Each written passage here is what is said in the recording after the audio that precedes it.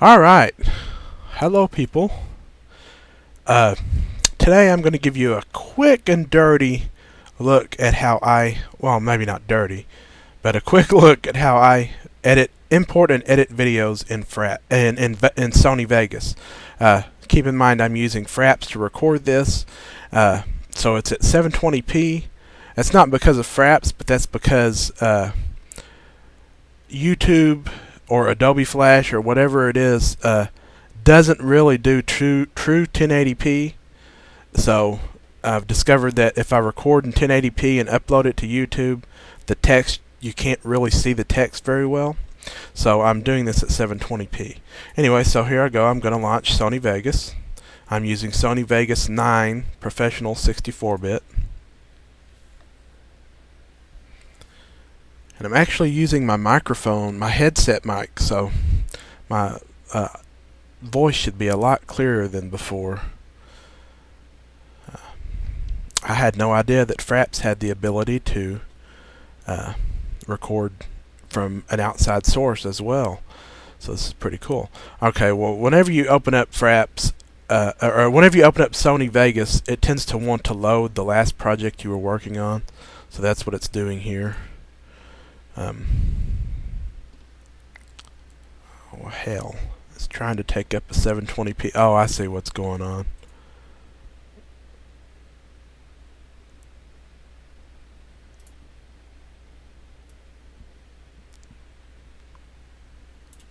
There we go. That's the video preview window. It was taking up the whole screen because I normally work in a 1080p space. Alright, now, in fact, I'm going to have to adjust a lot of this. There we go. Much better. Much better. Okay, now what I'm going to do first is import my videos. Actually, I'm going to start a new project. We'll do that first, just so you guys can see. And keep in mind that during this whole video, I'm talking about 720p, making a 720p video. That's because that's the video I use for my blogs. You can easily do 1080p, but this is going to give you a basic idea of how to import video in Vegas and do different effects. So I'm going to go to File and go to New, because I'm going to create a new project. By default, Vegas comes with a pretty good set of templates, but I like to make my own because they have odd frame rates, like 29.976 or 29.970 is the old NTSC, which we really don't need anymore since everything's really progressive scan now. And so I've created my own custom template, and I'll show you how to do that. Basically, just, you know, what I would do is go to, let's say, keep in mind this is a 720p video. Start off by going to HDV 720 30p, because that's a built-in template, and we'll just change it. So leave 1280 by 720, that's 720p. Change fill order to progressive scan if it's not set that way already. Pixel aspect ratio you want to be set to 1.0 square. Don't mess with output rotation. This is the one you're going to want to change for sure. Change frame rate from 29. You have to type this in, by the way. It doesn't show up in the pull down menu. Just type in 30. You want a flat 30 frame rate, 30 frames per second, especially when you're working with internet video.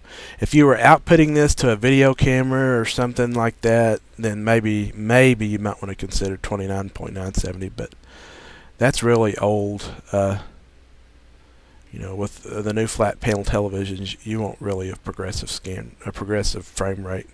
Okay, so pixel format, you can, for the most part, leave it 8-bit. If you notice a lot of weird gradients or banding in your videos, you can try doing 32-bit floating point just for video levels. I highly do not recommend you select 32-bit floating point full range because it makes your encoding time like triple. There's no real reason to do that. You can leave it at 8-bit for most videos. You won't even notice the difference. Experiment. Do whatever you need to do. Resolution rendering quality. Always set this to good. There is absolutely no visible difference between good and best. This has been said by Sony's own employees. There is absolutely no difference. All it's going to do if you change it to best is increase your encoding time.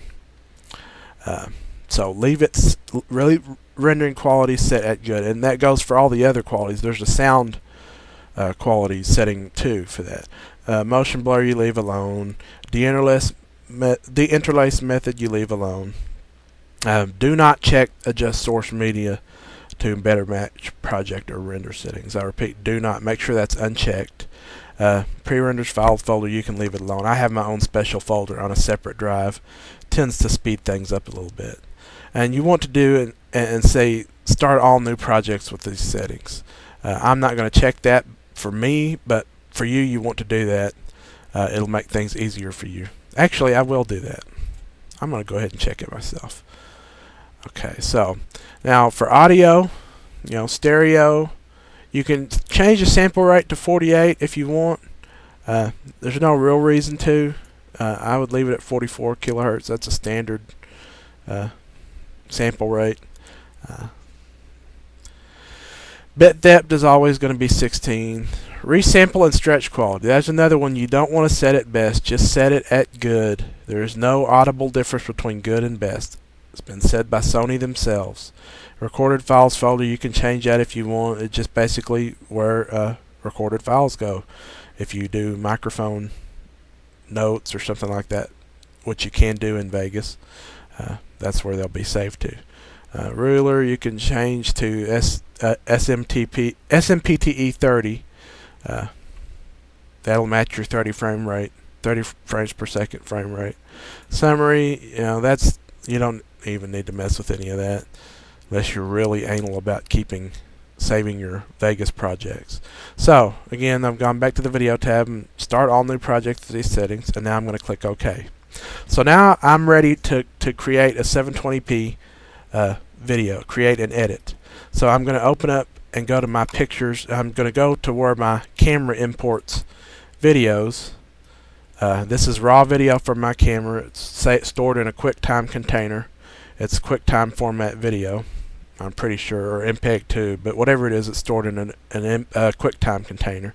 And this is actually my blog for today that I haven't posted yet.